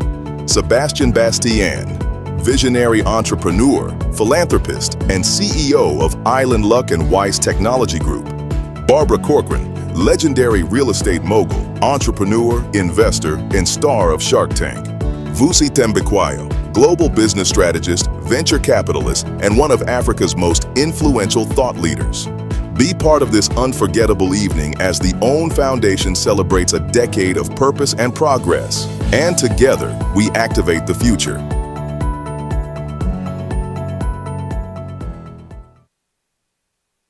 Edenwell has expanded their testing menu. We now offer blood work, drug screening, and so much more. Our hours of operation are Monday to Friday, 7 a.m. to 5 p.m., and Saturday, 8 a.m. to 1 p.m., located on 11 Madera Street. We are here for all of your laboratory needs, with fast and reliable lab work done by our friendly and knowledgeable staff. Let us help you take the needed steps to stay in the know about your health. Let's keep working towards a healthier you. Stay Eden well. This segment is brought to you by EV Motors Fleet Sales Division. For 2026 commercial vehicles, call 821-2403 today. Welcome back to Beyond the Headlines. It's good to have you tuned in. Of course, if you missed the top segment, we were live speaking to youth leaders of both the JLP and the PNP in Jamaica. Of course, in a few hours, more than 2 million go to vote. Of course, the others would have voted earlier, like the police and other officials. But en masse, they go to vote tomorrow and they decide who they will vote for. The Bahamas is Bahamians in there. By the way, hello to you, Darren Turnquest. Darren helped me put all that together. Darren now lives in Jamaica. You all know Darren. And so hello to you, Darren. He and his friends, a group of friends, are watching this evening live. And to all the others of you, thank you very much for tuning in. And thank you to those gentlemen from both political organizations who joined me as well at the top of tonight's show.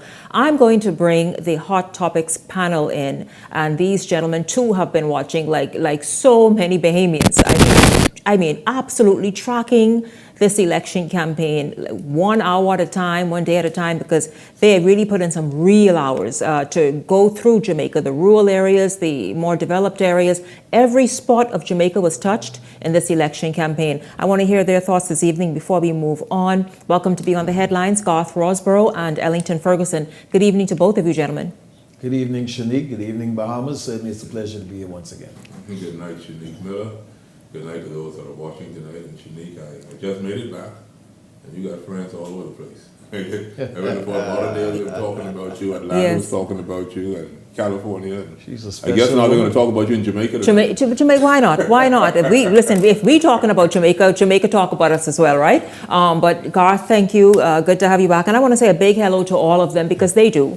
Another friend in Grand Bahama traveled as well recently, and they were in, I forget whichever mall it is, talking about the show. So it's good. I thank you all so much, and it's good to have you all watch wherever you are. Thank you very much. Gentlemen, like thousands of Bahamians who have been watching this election campaign just play out before our eyes, watching on the live streams and various social media posts.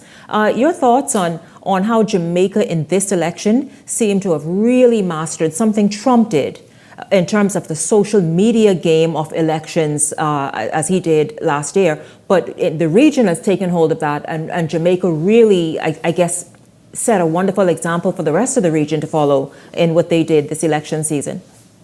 Absolutely, Shanique. You're saying that this present Prime Minister, he has done some things to really move the needle on the scale in Jamaica. You talked about housing. He's impacted them with housing. You talk about the economy. Even the opposition have spoken to the fact that, yes, the economy is beginning to move in a positive direction. You talk about the crime. The opposition is agreeing that, yes, they have... That was important for Jamaica to get that in hand. Absolutely. Because the reputation for so long was just awful, quite frankly. You're afraid to go to Jamaica. Yes. I mean, people will tell you if you visit there, you stay on the resort property. But now here it is that they brought it down some 400% or something of that sort. And like I'm saying, even the opposition is agreeing with that. And that is something that I'm sure that as they talk about the importance of the young people vote, I'm sure that is something that they're going to look at I'm sure that as you bring the economy begin to move, crime begin to go down, other things like investment are going to come into play, and then the job market is going to begin to expand. So I think right now Jamaica's leadership is headed in the right direction. It's going to see how interesting the opposition can bring a message that can top what is going on now in Jamaica. Very interesting to see how that would happen, if it does happen. Well, while I was there in Jamaica, I quickly learned that politics in Jamaica, Shanique Miller, is an extremely serious thing. I mean, so it's a combat sport. You kidding? I'm telling you, it's like a full contact sport. We could not even wear particular colors sport, yes. During the election times. You mean just the average person? Just the average person. I was from the Bahamas. I was there. I was actually there when the Governor General, Patrick and Patricia Allen, were the deans on the campus at that time, so I'm very familiar with them, the Governor General of Jamaica. And from that time to this time, Jamaica has somewhat calmed itself immensely. It's not as intense as it used to be. No. But what I'm attracted to right now is the intelligence level of politics in Jamaica. They've taken it to a new height. And if you knew anything about the Jamaican people, you'd know that they're extremely analytical, very analytical. They're great mathematicians. They're very calculating. And to see those two young people simply just standing off just a while ago on your show and mentioning as to why they believe that their party, which would be the PNP, the People's National Party, or the Jamaican Labour Party, the JLP, would be the choice of today. I must confess to you that from the friends that I know, if I may say so, Shanique Miller, that the color you're wearing, green, the JLP, is favorable at this particular time. It will be interesting to see if that actually does take place. But what is amazing also to me, Shanique Miller, you mentioned 10 years. It took 10 years to begin to really turn the country around. Right. Yeah. And what we have practiced here in the Bahamas is every 5 years. Yeah, Can we truly advance? Just changing governments every 5 years? That's not Maybe we need to look at probably a bit more time allowed to our political favorites here in the Bahamas to allow some semblance of progress to take place. Yeah, you're right, because it's always that whole mantra that we say, stop, review, cancel. When you continue playing this ping pong ball every election season. So it's something that we're going to watch there, because in the newsroom we said, and I don't know if I dare say it live on air, but we'll watch and see what Jamaica does, and then we go from there. How about that? Meanwhile, gentlemen, get this. The Bahamas Taxi Cab Union President Ty Butler is attacking me. He told one of the dailies that I allowed President of the Livery Luxury Drivers Association to appear on this show and talk about if you guys can just roll the TP. Just work with me. That's all. We live, man. We live. I can't. What this don't do is move. You know what I mean? And so I allowed the president of the Livery Drivers Association, Tori Austin, to appear on the show and talk about the industry. And in fact, what Austin did was really defend comments that Butler made to begin with. But he also added that the taxi industry mainly and largely is just in a very deplorable state.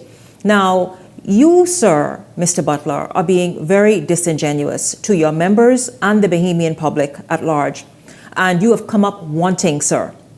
After returning from vacation, I made an attempt on August 21st at 8:38 in the morning to reach out to you, to speak to you on your comments that livery drivers were being given preferential treatment over taxi drivers at LPIA.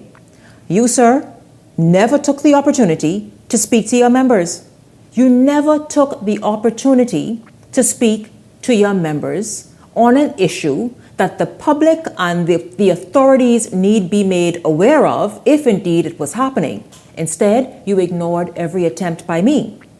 You also never responded to my requests. So when the livery drivers reached out to me and asked, can they come on to respond to what it is that you said in terms of them being treated more favorably, I agreed to hear them out. I agreed to hear what it is they had to say. Had you shown up, I would have given you the very same opportunity. There's no favorites here on this show, and that was free. He didn't pay. So the same opportunity I gave to him, you could have come here and had the same opportunity. I am not here to correct any union president who comes, whether he or she whatever they say, particularly in an industry where the opinions are subjective. Subjective meaning, sir, it's their thoughts and opinions that the taxi drivers or taxi drivers and the vehicles that are being used are in a deplorable state. This is what they think. You could have come back, you could have come here and disagreed with that. I have no injection to make in what he's saying. Those are his views that he expressed. Instead, you sulked. Sulked. Do what you are elected to do. Represent the taxi drivers who are members of your union. I have no horse in the race. I don't take a taxi, thank God. I don't take a livery vehicle either. But who need the opportunity to meet the criteria that, again, you're not speaking out on it. Today, you're talking about, again, that NAD and Atlantis are enabling livery drivers to illegally solicit fares, yet you turned down an opportunity to come on this show and speak to it. You've also said you won't appear on the show and speak to me. Well, so hard, well, sir, I have so much to talk about. I can tell you about the next story right now coming up after this one. I am not lacking topics, not at all. But if the livery drivers want to come back and talk again and say, listen, Atlantis is not treating us favorably and we are not illegally competing with the taxi drivers, which you think I should tell them no because you ain't coming? I just want to know. You think I should? I don't know that. I don't know Tory Austin. I don't. But he's a union leader. So therefore he has a voice. He has members that and people that he represents. Gentlemen, I want to bring you both in on this here discussion. It is quite baffling to see somebody who is a leader in this nation, a leader of one of the oldest unions in the nation, and provide a very vital service to visitors. They don't necessarily serve the Bahamian people, but to visitors and to anybody who hopefully desires a taxi, to be taking this kind of position. Now today, which is a serious matter in his view, this will be one to discuss, and what I wanted initially to discuss with him, he again is asserting that NAD, the Nassau Airport Development Company, and Atlantis, a major resort here, are favoring and allowing livery and luxury drivers, those who have the other sort of vehicles, to compete unfairly with them. Your thoughts on how this back and forth in between, but taxis saying this and the livery drivers saying that, and livery say, listen, they ain't competing, but the people just desire a more pleasurable ride? Shanique, this is a very unfortunate back and forth that continues to go on between these two groupings. It is equally or more unfortunate that they try to bring you into this and kind of show partiality at you. I really don't think that was fair to you, recognizing the fact, I remember when you first, when the news first break, when you were commenting on what the taxi union was saying. We discussed solely what the taxi union said. Right, and then you did say in that same show that you had invited him, but you didn't get any response. So I think it's unfair for him to suggest that you're being one-sided. I think that part is unfair. That said, this discussion has been ongoing. There's been discussion between the government, NAD, livery drivers, taxi, all those have come together. And it has been made clear what direction the government is going to go in. I hear Ty, I understand what he's saying, but that is something, what he's speaking on is not the direction that the government is going to go in. The government is presently working and making what necessary amendments there needs to be to cause to happen what they want to happen. They want there to be service if guests want to get livery service. And I want to ask you, if in all fairness, guests now, visitors, whomever, Bahamians, high rollers, right, they are demanding more and more this sort of an enhanced experience driving through the streets of Nassau. Huh? Being in the industry, people just come and decide. You can have a person who even ain't that rich and come out and I just want an SUV. You got wealthy people, they don't want to spend all that money, they got millions of dollars, they come out and they just want a taxi. But people comes out from all walks of life and say, hey, my family, we on vacation, let's take an SUV, let's take a town car. And it doesn't have to be necessarily very wealthy people, okay? So people come, and the thing is to have the choice there for the people. Somebody wanted to ride luxury today, SUV, a sedan, or a stretch limousine, a Sprinter, have it there available. If they want to go in taxi, that should not be interfered with. Let the people go in taxi. And I think the problem is the taxi union does not want the livery to be operating like that. They does not want that to be. The government have already basically decided that they're going to find a way that they can have this service to be continued offered at the airport, and they're working on proper policy legislation to frame the proper wording to do it. So I mean, I think we need to be able so this is a mute argument. It's a mute argument because the government already, with everybody sitting together. Because obviously, again, it's with all these major billion-dollar resorts being built and people desiring more with their experience. Obviously, it's an attempt to just upgrade the entire transportation industry. Is what I'm getting. Well, absolutely. And the thing is, there's some things that needs to be worked out, some logistics that needs to be worked out down at all locations, the airport, the hotels, as to how, what, and why. There is some things need to be worked out on both sides. On both sides. There are some things that happens in this industry that I cry shame off on the delivery side and on the taxi side. And so some logistics need to be worked out. But like I said, this is going to happen. It's not going away. And it's a moot point, like you said. Well, if you have any familiarity, as Ellington does, I think he's right on it tonight. I do not believe it's wise at all for any union leader to strike out at you, Shanique Miller, not at a time like this when the entire world is paying attention to Beyond the Headlines. I would think you would want an ally with yourself on Beyond the Headlines. And the platform. And the platform. Absolutely. And if the opportunity does exist for you to come on the air, I just would like to say that it is very costly to sit where we sit. But of course, there are rates that you can pay if you'd like to do otherwise. Sales and marketing await your call. And if Shanique invites you, consider it a privilege. I would actually take advantage of that if I may. But I'll also say that you're looking at a situation of envy as well. And I know quite a number of you taxi drivers. I'm not taking anything away from you, but the truth be told is when you see those nice Yukons and Suburbans pulling up and Cadillac Escalades, you got a little bit of envy in you. I know exactly what I'm saying to you. You can deny it all you want, but the truth hurts. Listen to me. Get your act together. You have a taxi cab. You make a ton of money more than the average person here in New Providence. I can attest to that. Take your money. Save your money. And if these drivers who are livery drivers are making more than you upgrade yourself and find a way to also be a livery driver. If you cannot be a livery driver, then you be the best taxi driver. I just want to say it straight to you. Mind your own business and you may just profit. I just want to leave that right there. Well, yes, Ellington? And to be fair, there are a number of cab drivers that have some very nice cars. A lot of cab drivers have purchased themselves SUVs. I mean, high expensive brand new SUVs. I'm not sure how it's going to pan out with a cab fare. Well, I know they try to do their little funerals and weddings and stuff. And, But you can, everybody can live. You can live, you can make some money if you do the right thing. Of course. Yeah. And I'm not here to take either sides. I don't know who sleeps in the airport and who don't sleep there. The thing is, nobody should be sleeping there. That's just the bottom line. The government's acquisition of land to construct a new airport at the North Eleuthera International Airport site is under fire tonight. This, as the rightful owners, the Harbour Island Commonage, claims that they have been left feeling disregarded and without compensation. We get the story from Devontae Hanna, and then we come back and talk about it.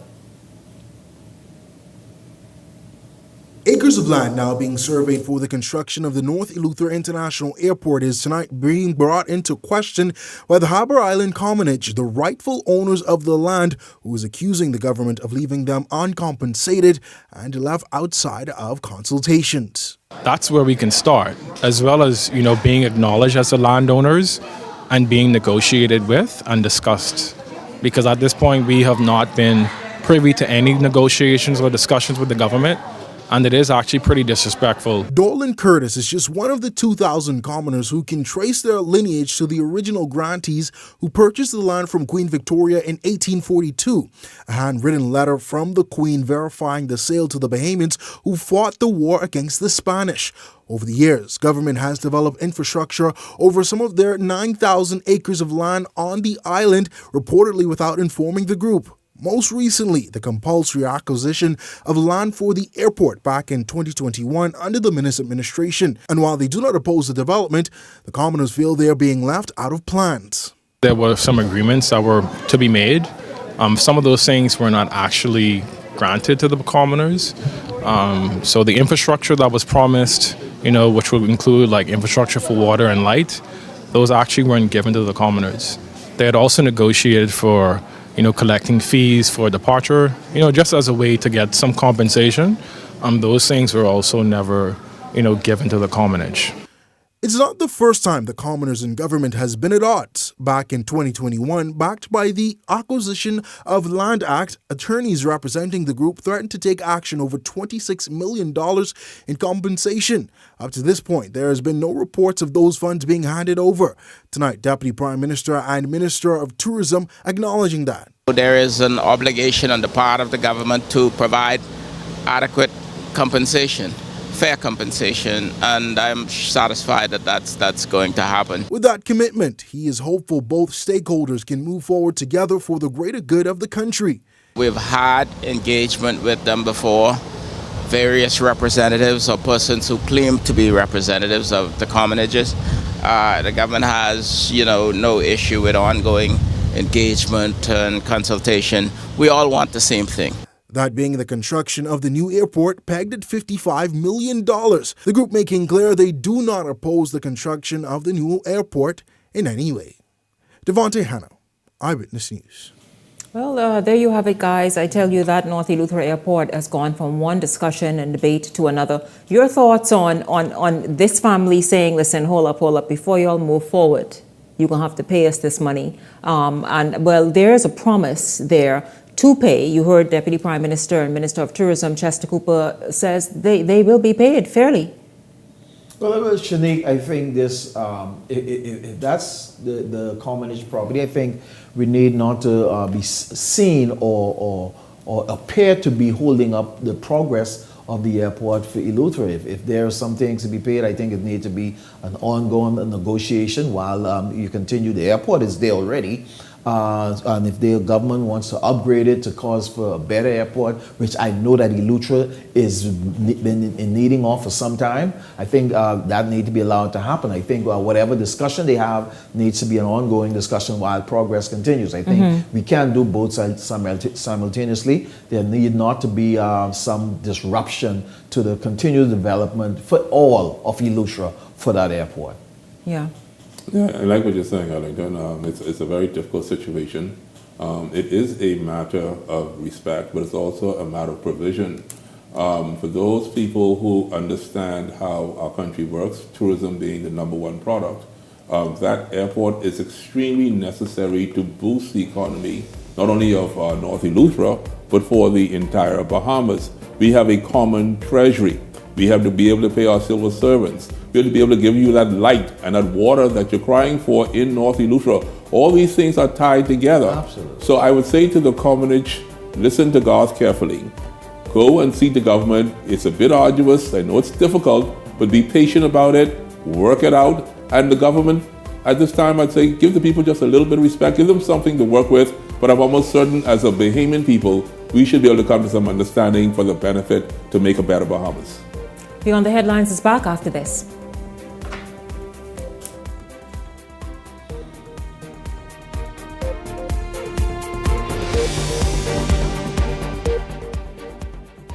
As we continue to develop the orange economy of the Bahamas and empower our artists and artisans, we as a government intend to show tangible support. We are therefore requesting our Bahamian artists and artisans to submit images of their handmade, authentically made Bahamian products and prices as we move to produce a live digital booklet with Bahamian-made works.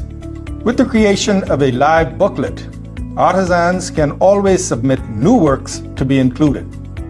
It is our intent to use this book as a catalog for the purchase of items by all senior government officials for gifts, display items, and the like. Ministers, permanent secretaries, members of parliament, and ambassadors will be supporting our orange economy by the purchase of items and in sharing this book to the wider global creative community. We are committed to grow and expand the orange economy of the Bahamas. Tired of driving around from place to place just to get your car insured and licensed? Frustrated with the process of being back and forth from your insurance company to road traffic? Well, BMG Insurance Agents and Brokers just made insuring and licensing your motor vehicle as easy as 1, 2, 3. Step 1. Visit us at the Road Traffic Department, Section 1, Thomas A. Robinson Sports Stadium. At our office, you can purchase or renew your insurance or get your vehicle inspected. We at BMG Insurance Agents and Brokers represent major carriers. Step 2. See the professionals at Road Traffic to get your vehicle licensed. Step 3. Enjoy your day. Insure with BMG Insurance Agents and Brokers today, saving you time and money. Your one-stop shop for all of your insurance needs. Great rates, convenient, excellent service. For more information, call us at 322-2221.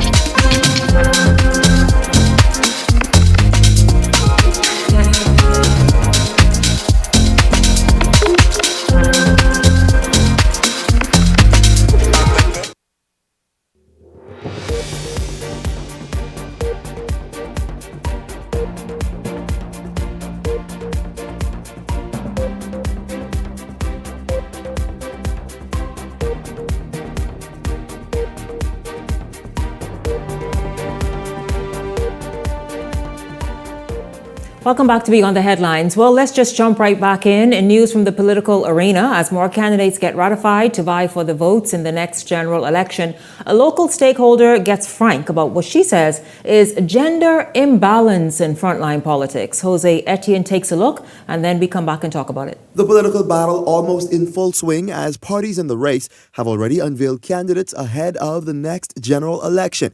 And all eyes are set on the governing Progressive Liberal Party to see who will be ratified.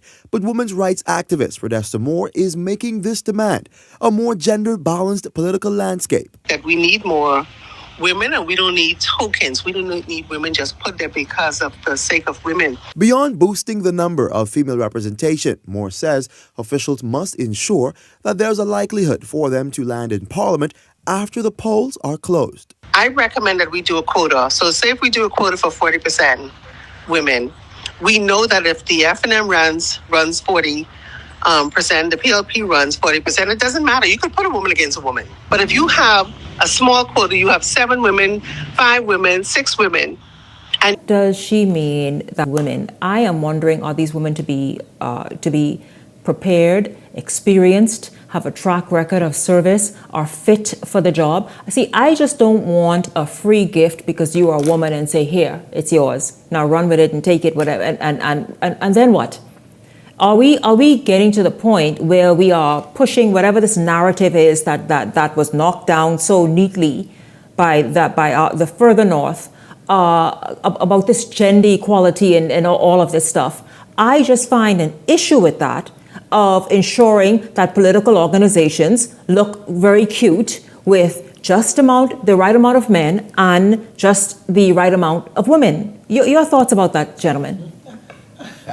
I'm trying to figure out, Shanique, exactly what it is that she is alluding to as it relates to, she think it should be more. I mean, women put themselves forth. They either ratified or they are not, according to the party's constitution. Sound like what she's wanting.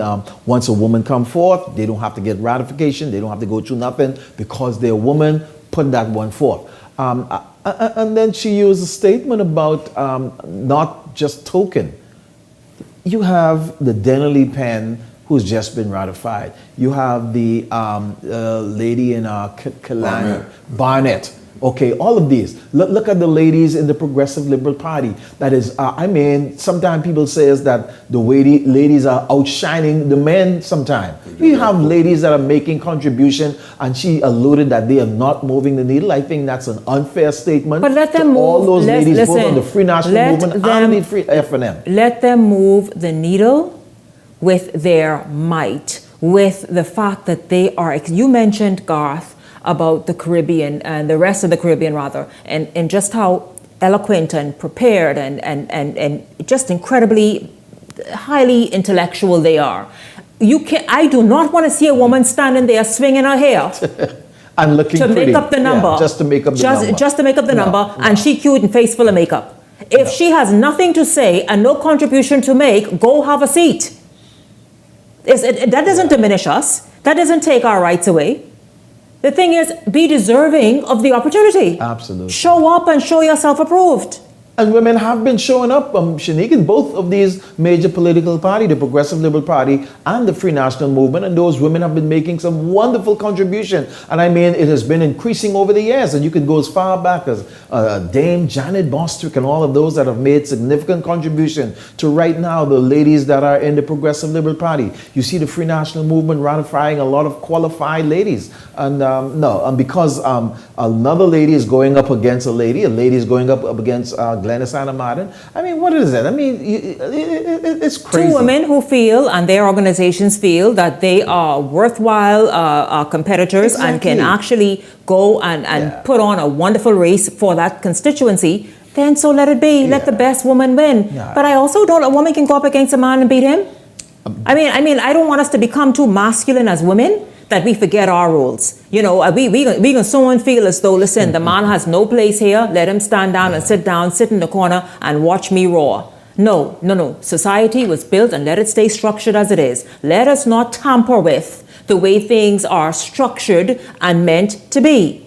That is not to say I am not a proponent of abusing a woman, of violence against women, of women sitting in the corner and waiting until their name is called. I'm not suggesting that at all. I'm saying, though, unless a woman is worth it, worth being out there and has proven herself, and that she can actually go out there and represent a constituency and a group of people and get it done seamlessly and effectively, then stop pushing this woman narrative. And the fact is, it's not given to you, like you alluded to earlier. You've got to go out there and do the necessary things. If it's something that you've got to win, you've got to win. You've got to go to your candidates committee, and you've got to win the support of the people. Outside of that, just, chill.